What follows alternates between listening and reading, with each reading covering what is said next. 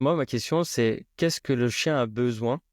Parce que je pense qu'une fois qu'on comprend le chien, on comprend son besoin et si on répond à ses besoins, il y a ce lien qui se fait. Je sais que c'est, le stage enfin le programme Arion, j'ai appris beaucoup sur le chien. C'est là où ça a été beaucoup plus facile en fait, heu, par la suite. Comme tu l'as dit, si j'avais adopté comme ça, si je m'intéressais pas au chien, ça aurait été assez dur.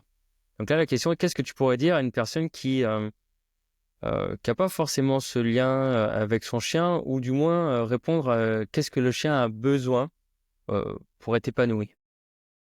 Alors, le chien a besoin d'un d'un équilibre affectif et émotionnel fort, en fait, de par justement ce qu'il est en tant qu'espèce proche de l'homme.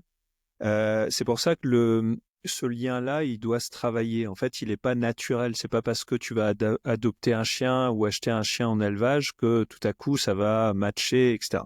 Ça se travaille. C'est pour ça que dans le cas d'Arion, il y a des techniciens du chien qui sont là pour apprendre et accompagner dans l'éducation de ce chien les blessés. Mais au-delà de la blessure, on pourrait le dire avec n'importe qui.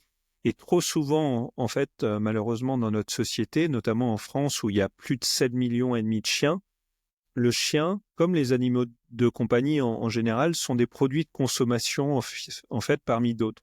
C'est-à-dire que sur un coup de tête ou par effet de mode, on va prendre un chien parce que tiens, pourquoi pas, ou parce que les enfants en veulent un, mais il n'y a pas quelque chose de réfléchi, de pensé et d'accompagné.